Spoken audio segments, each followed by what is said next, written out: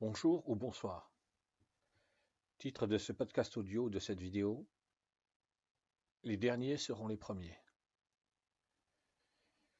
D'après certaines informations que j'ai pu entendre, le gouvernement à venir tel qu'il est prévu de Nazi Trump, le nazi dictateur des nazi-États nazi-unis à partir du 20 janvier 2025, est le nazi gouvernement qui contiendra le plus de millionnaires et de milliardaires de toute l'histoire des nazi-États nazi-unis et probablement de toute l'histoire du nazi-monde nazi-occidental. Et il se trouve qu'en particulier, il y a Elon le nazi Musk, dont j'ai entendu dire qu'il était avec quelque chose comme 440 millions de dollars l'homme le plus riche du monde. Elon le nazi Musk, quelqu'un qui, d'après les informations que j'ai pu avoir, prévoit de licencier euh, aux nazi-États nazi-unis, une fois que Nazi Trump arrivera au pouvoir et que le nazi gouvernement sera mis en place, des femmes et des hommes qui travaillaient jusque-là en tant qu'employés. C'est donc un milliardaire. Pour moi, le monde humain tel qu'il existe est le paradis de la haine. Pour moi, le monde humain tel qu'il existe est le paradis des valeurs de la haine. C'est donc un milliardaire, Elon le nazi Musk, qui expliquait qu'il allait licencier je ne sais pas combien de milliers ou de dizaines de milliers ou de centaines de milliers ou plus de femmes et d'hommes qui sont des employés, qui ont donc une paye d'employés, alors qu'Elon le nazi Musk, et d'après les informations que j'ai pu avoir, l'être humain le plus riche qui existe sur la planète Terre en ce début de XXIe siècle et en cette fin d'année 2024 et tout début d'année 2025, puisqu'on est le 29 décembre 2024. Il existe un passage de la Bible dans les écritures grecques chrétiennes où à un moment donné de sa vie en tant qu'enseignant spirituel, Jésus-Christ s'arrête à un endroit proche du temple, le temple de Jérusalem qui à son époque existait encore et était en fonction. Donc il est tout près du temple de Jérusalem, mais il s'arrête à un endroit, probablement il est assis, il est avec ses disciples, et il est tout près d'un endroit où il y a, alors je ne sais pas comment ça s'appelait à l'époque, il y a une sorte de jarre, ou je ne sais pas trop ce que ça pouvait être, qui permettait de faire des offrandes, de mettre de l'argent dedans. Et donc Jésus-Christ prend le temps de regarder les personnes qui mettent je veux dire que c'est dans une jarre, je ne sais pas ce que c'est, donc je vais dire que c'est dans une jarre. Jésus-Christ prend le temps de regarder les personnes qui mettent de l'argent dans une jarre. Et au bout d'un moment, quand Jésus-Christ considère qu'il a regardé suffisamment longtemps les personnes qui mettent de l'argent en offrande pour le temple de Jérusalem et pour tout ce qui se passe dans le temple de Jérusalem, Jésus-Christ s'adresse à ses disciples et leur dit: voyez cette femme qui est une pauvre veuve et qui vient de faire un don pour le temple. Et Jésus-Christ explique: bien que cette femme ait mis 2 pièces de très peu de valeur, à elle seule, elle a mis plus que tous les autres qui ont mis des pièces de grande valeur. Et Jésus-Christ explique pourquoi il, il précise que cette femme, qui est une pauvre veuve, a fait un don à partir de sa pauvreté, c'est-à-dire du très peu qu'elle avait, elle a fait un don. Et Jésus explique que les d'autres personnes qu'il a vues faire des dons beaucoup plus importants d'un point de vue financier que ceux de cette femme qui est une pauvre veuve. Jésus explique, cette femme a fait un don avec son indigence, alors que ceux qui ont mis beaucoup d'argent ont fait un don avec leur superflu. Alors le principe dans le sens spirituel est très facile à comprendre. Il n'y a vraiment pas besoin d'expliquer beaucoup de choses à ce sujet. Le titre de ce podcast audio, de cette vidéo, les derniers seront les premiers. Ma compréhension personnelle, c'est que au moment d'Armageddon, tous les êtres humains vivant sur la planète Terre seront sauvés. Et donc, bien évidemment, il va y avoir des situations qui seront totalement différentes selon chaque être humain qui aura un vécu qui lui est propre.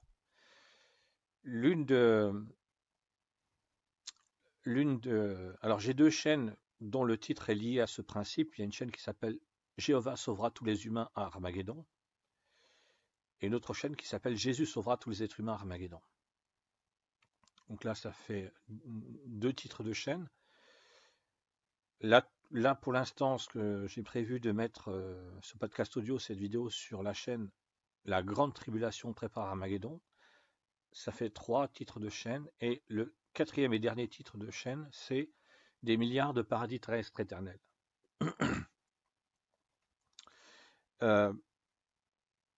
Donc, les êtres humains, pour vivre éternellement heureux, à partir d'Armageddon, seront envoyés sur différentes planètes. Enfin, il y en a tellement que ça fera des milliards. Quand j'ai pensé au titre des milliards de paradis terrestres éternels, j'ai pensé à tous les êtres humains ayant vécu tout au long de l'histoire de l'humanité. Et comme je l'ai déjà expliqué dans une autre vidéo, en faisant une recherche sur la démographie mondiale, sur la population mondiale, sur un site qui dépend ou qui est lié au gouvernement français ou qui dépend du gouvernement français, j'avais appris que cette information qu'il y a une estimation qui a été donnée par ce site qui s'occupe de démographie, qu'il y aurait eu depuis le début de l'histoire de l'humanité environ 80 milliards d'êtres humains, et plus précisément depuis 2000 ans, environ 40 milliards d'êtres humains qui ont existé. Donc, je tiens compte aussi de cette estimation d'environ 80 milliards d'êtres humains par rapport à l'idée qu'après Armageddon, il y aura des milliards de paradis terrestres éternels. Maintenant, je reviens à tous les nazis millionnaires et milliardaires. Apparemment, il y aurait 14 ou 15 nazis millionnaires ou nazis milliardaires dans le futur nazi-gouvernement des nazis-États nazis unis sous la nazi-présidence de Nazi Trump à partir du 20 janvier 2025. Dans le paradis de la haine, parce qu'en ce qui me concerne, le monde humain tel qu'il existe, depuis qu'Ève et Adam ont été chassés du jardin d'Éden, c'est le paradis de la haine, c'est le paradis des valeurs de la haine. Donc dans le paradis de la haine, on a Elon le nazi Musk, qui est officiellement, d'après des informations que j'ai entendues, l'être humain le plus riche qui existe sur la planète, avec quelque chose comme 440 milliards de dollars. S'il y a une chose qui est certaine, c'est que c'est pas sa personnalité qui justifie que Elon le nazi Musk puisse disposer d'une telle richesse. Dans les milliards de paradis terrestres éternels, après Armageddon, puisque pour chaque être humain, pour chaque groupe d'êtres humains qui sera envoyé sur une planète spécifique pour y vivre éternellement heureux, la compréhension d'un bonheur éternel sera différente. Et puis, comme il y aura le principe de vivre éternellement, avec le temps, des changements pourront aussi se faire, mais ce n'est pas là où je voulais en venir. Pour qu'il n'existe pas d'injustice par rapport à tout ce dont un être humain pourra bénéficier pour vivre éternellement heureux, en tenant compte qu'il y aura, en tout cas pour certains, de la technologie. Par exemple, je vais être très clair. Les nazis qui exterminent le peuple palestinien depuis 1947 pour voler la terre des Palestiniens à la Palestine, et ces mêmes nazis qui, à partir du mois d'octobre 2023, ont enclenché la phase finale du génocide du peuple palestinien, qui, à partir du mois d'octobre 2023, ont enclenché la phase finale de l'extermination du peuple palestinien, pour voler la terre des Palestiniens à la Palestine, ces nazis font référence à une époque de la Bible où il y avait des commandements qui indiquaient tu tueras, tu massacreras, cette terre t'appartient, blablabla. Bla. Je dis ça parce que je n'ai pas envie d'aller plus loin sur ce point précis. Euh, Par exemple, les nazis qui exterminent le peuple palestinien, comme leur référence, c'est les temps bibliques, les nazis qui exterminent le peuple palestinien pour voler la terre des Palestiniens à la Palestine seront envoyés sur une planète pour y vivre éternellement heureux en tant que nazis, et ils vivront exactement comme à l'époque des temps bibliques. Donc il n'y aura aucune technologie à la disposition des nazis qui vivront éternellement heureux sur la planète, je ne sais pas trop comment l'appeler, je vais faire simple, la planète des nazis qui exterminent le peuple palestinien. Donc eux, spécifiquement, ne disposeront d'aucune technologie. Ça ne veut pas dire qu'il n'y aura pas de technologie sur cette planète, mais ça veut dire qu'eux n'en bénéficieront pas. Donc par exemple, quand les nazis qui exterminent le peuple palestinien pour voler la terre des Palestiniens à la Palestine depuis 1947 voudront de l'eau, eh bien il faudra qu'ils fassent comme dans les temps bibliques. Il faudra qu'ils aillent chercher de l'eau dans une rivière s'il y en a une, ou dans un puits quand il pourront y en avoir un, et ainsi de suite, et ainsi de suite. Il n'y aura pas de technologie.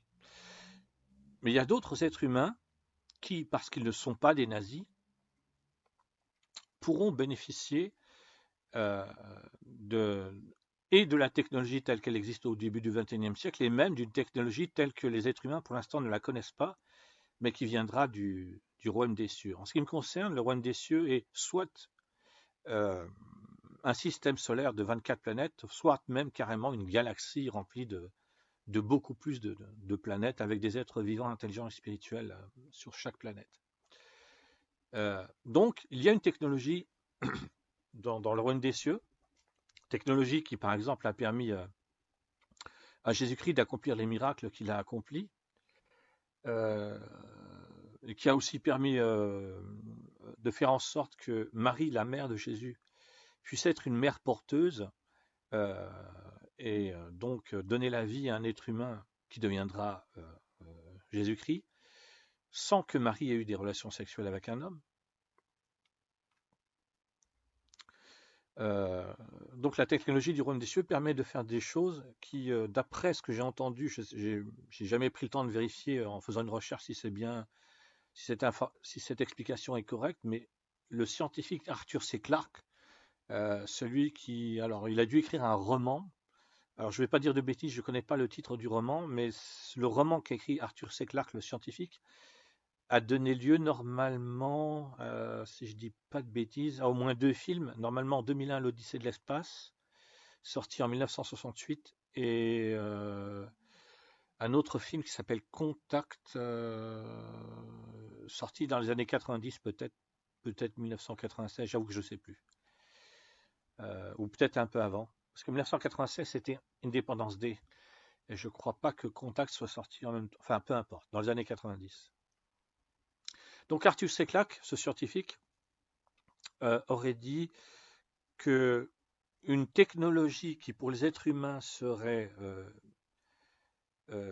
particulièrement avancée par rapport à la technologie que connaissent les êtres humains, elle serait tellement extraordinaire qu'elle paraîtrait être de la magie. Il a employé d'autres mots, mais c'est le sens de cette explication. Eh bien, ce qui dans la Bible est expliqué comme étant un miracle, le fait par exemple que Marie, la mère de Jésus, a pu se retrouver enceinte sans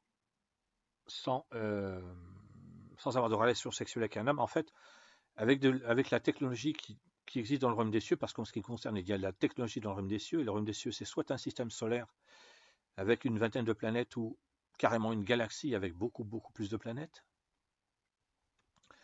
Donc, la technologie du royaume des cieux permet de faire des choses qui, pour les êtres humains, et comme ils n'ont pas, non, à l'époque des temps bibliques, il n'y avait pas cette explication de la technologie, c'est expliqué comme étant des miracles.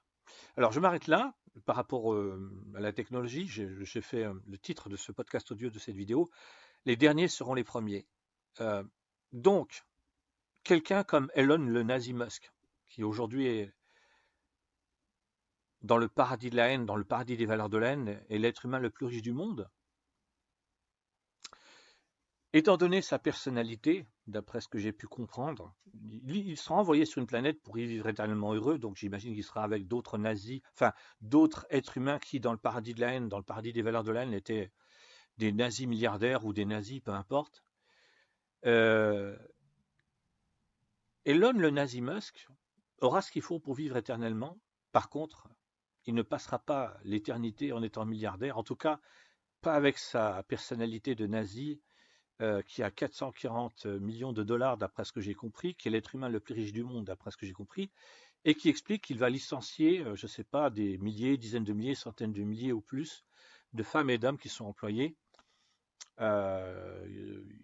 Probablement que Elon le nazi Musk, comme beaucoup d'autres nazis, comme beaucoup d'êtres humains qui, dans le paradis de la haine, se distinguent par leur égocentrisme euh, et leur vanité et tout un tas d'autres merveilleux défauts.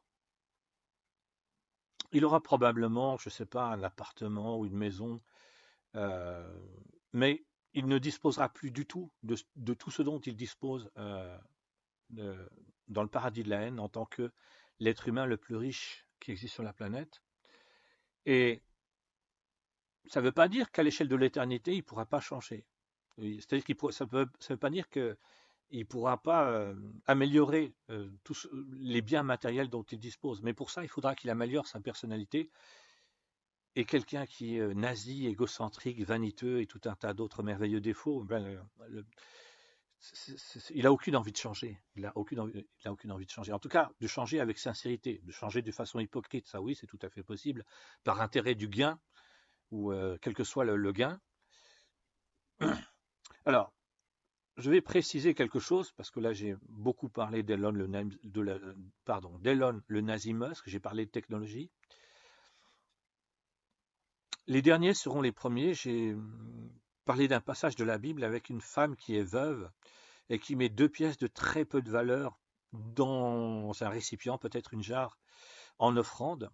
Et Jésus-Christ, qui a regardé les personnes qui faisaient des offrandes, a expliqué que cette femme, à elle seule, a mis plus que tous les autres qui ont mis beaucoup d'argent dans le récipient ou dans la jarre pour les offrandes pour le temple de Jérusalem. Jésus-Christ a expliqué que c'est parce qu'elle a mis, elle, de sa pauvreté, de son indigence, alors que les autres ont mis de leur superflu. C'est-à-dire qu'en fait, quelqu'un qui est riche, quand il fait un don, une offrande, il fait un don, une offrande de quelque chose qui pour lui, ça ne représente rien. Ça ne signifie rien. Il pourrait tout aussi bien jeter cet argent à la poubelle, pour lui, ça serait pareil. Ça ne ferait aucune différence. Donc, le principe, les derniers seront les premiers. Dans la compréhension personnelle que j'ai, que tous les êtres humains seront sauvés à Armageddon, et que donc ça veut dire qu'il va y avoir des personnalités marquées par le paradis de la haine, le paradis des valeurs de la haine, et des tas et des êtres humains qui auront tous des expériences de vie différentes, des compréhensions différentes, des points de vue différents, des intérêts personnels différents, des centres d'intérêt différents, et ainsi de suite. Donc, pour arriver à ce que, à la fois, chaque groupe d'êtres humains qui sera envoyé sur une planète spécifique pour être éternellement heureux, en tenant compte du fait qu'il y aura des milliards de paradis terrestres éternels, donc que chaque groupe d'êtres humains puisse être éternellement heureux et en même temps éviter le principe de l'injustice. Donc par exemple, Elon le nazi Musk, mais il n'est pas le seul, hein. Tous les nazis millionnaires et nazis milliardaires du futur nazi gouvernement des nazis-États, des nazis-États, nazis-unis, pardon, dirigés par le nazi-dictateur nazi Trump, tous ceux qui sont... ils n'ont rien fait qui justifie qu'ils aient tout cet argent par rapport à leur personnalité. Aucun d'eux n'est altruiste, c'est tout le contraire, ils se caractérisent par leur vanité, leur égocentrisme, leur mépris des autres, parce que sinon ils ne feraient pas partie d'un nazi-gouvernement et ils ne se seraient pas associés au dieu nazi, à Nazi Trump, qui est le dieu nazi des nazis-trumpistes. Donc, pour arriver à ce que, à l'échelle de l'éternité, sur des milliards de planètes, chaque groupe d'êtres humains puisse être à la fois éternellement heureux Mais sans qu'il y ait d'injustice, le, il y aura, par exemple, comme je vis en France, il y a le- pour un travail, le paiement se fait de façon mensuelle, donc chaque mois. De ce que j'ai entendu dire aux États-Unis, c'est différent, c'est soit chaque semaine, soit toutes les 2 semaines. Bon, ça dépend peut-être des métiers, mais bon, pour certains métiers, d'après ce que j'ai compris, c'est soit toutes les semaines, soit toutes les 2 semaines. Donc il y aura, euh, chaque être humain, pendant toute l'éternité, disposera d'un compte en banque, avec cette particularité que l'argent qu'il recevra chaque mois, chaque semaine, toutes les 2 semaines, euh, sera basé sur sa personnalité et pas sur tout ce qu'on connaît dans le monde humain tel qu'il existe, qui est le paradis de la haine, qui est le paradis des valeurs de la haine. Donc, par exemple, quelqu'un comme. Non, pas seul, je ne vais pas prendre uniquement l'exemple de Elon le nazi Musk. Tous les nazis millionnaires et nazis milliardaires, d'après ce que j'ai compris, il y en a 14 ou 15 prévus dans le futur nazi gouvernement de Nazi Trump. Et d'ailleurs, Nazi Trump lui-même est concerné par ce que j'explique. Donc, tous ces nazis millionnaires, nazis milliardaires, ils seront envoyés sur une planète pour y vivre éternellement heureux, mais ce ne seront plus des millionnaires et des milliardaires. Les êtres humains qui seront, après Armageddon, à l'échelle de l'éternité, sur une planète pour y vivre éternellement heureux, des millionnaires et des milliardaires, ce sont des êtres humains qui se caractériseront par leur altruisme et leur intérêt pour les autres. Parce que au moment d'Armageddon, prendra fin le temps, s'arrêtera le temps du paradis de la haine, le temps des valeurs de la haine qui existent dans le paradis de la haine. Les êtres humains, eux, ne changeront pas. C'est pour ça que c'est ce que veut dire le fait de sauver tous les êtres humains. L'objectif, c'est pas de changer les êtres humains, c'est de tous les sauver pour les envoyer chacun sur une planète spécifique pour y vivre éternellement heureux. Alors, des êtres humains, par exemple, qui tuent, qui massacrent, qui exterminent, qui violent, et ainsi de suite, ils ne pourront plus le faire sur la planète sur laquelle ils seront envoyés pour vivre éternellement heureux. Ils ne pourront plus le faire avec des êtres vivants. Je précise, ils ne pourront plus le faire avec des êtres vivants. Parce que quelqu'un pour qui le fait d'être éternellement heureux, ça veut dire qu'il doit tuer, si on supprime le fait qu'il tue, ça veut dire que on supprime quelque chose qui participe à son bonheur éternel. Donc il y aura des robots ou des robots, je vais être simple. Il y aura des robots, comme par exemple dans la référence que j'ai, moi, c'est un film de la fin des années 70 qui en français s'appelle Monde Ouest et qui en version originale en anglais s'appelle Westworld. D'après ce que je sais, il y a quelques années, il y a une sortie, pardon, il y a une série qui s'appelait Westworld et qui a été diffusée, basée justement sur le film Westworld, ou en français Monde Ouest, de la fin des années 70, où par exemple des êtres humains qui veulent, par exemple, être des cow-boys, peuvent faire comme s'ils faisaient un duel où ils allaient tuer quelqu'un, mais en fait ils vont tuer un robot. Donc pas un être vivant, mais une machine. Donc le principe, et je vais m'arrêter là parce que sinon je vais sortir je vais être hors sujet par rapport à ce que je voulais expliquer. Donc sauver tous les êtres humains Armageddon pour les envoyer, pour envoyer chaque groupe d'êtres humains spécifiquement sur une planète pour qu'ils vivent éternellement heureux, ça veut dire que leur personnalité ne changera pas. Donc pour des êtres humains qui voudront continuer à mal se comporter, ils le feront avec des robots et pas avec des êtres vivants. Pareil, par exemple,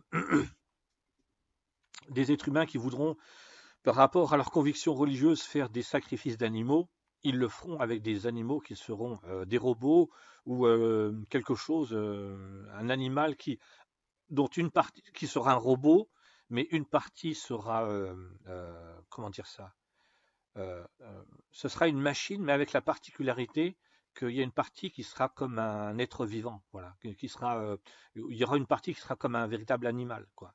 Mais ce ne sera pas pour autant un être vivant. C'est juste une une sorte de mélange cyborg-animal entre une machine et une partie avec de la chair, quelque chose comme ça. Donc, je termine en reprenant le titre de ce podcast audio de cette vidéo. Les derniers seront les premiers. Et aussi, c'est un enseignement de Jésus-Christ, les derniers seront les premiers. Et la suite, c'est et les premiers seront les derniers. Ça veut dire que les êtres humains vivent dans le paradis de la haine, dans le paradis des valeurs de la haine, et à partir d'Armageddon, ce ne sera plus la haine et les valeurs de la haine qui seront utilisées comme référence, ce sera l'amour et les valeurs de l'amour, et donc du coup, ce qui était vrai dans le paradis de la haine et dans le paradis des valeurs de la haine deviendra complètement, enfin, oui, c'est complètement faux, oui, c'est vrai, mais c'est pas dans ce sens-là où je voulais dire. Le principe euh, où on peut être riche en étant totalement corrompu, pourri jusqu'à la moelle de l'os, égocentrique, vaniteux, méprisant, parce que les humains vivent dans le paradis de la haine, vivent dans le paradis des valeurs de la haine.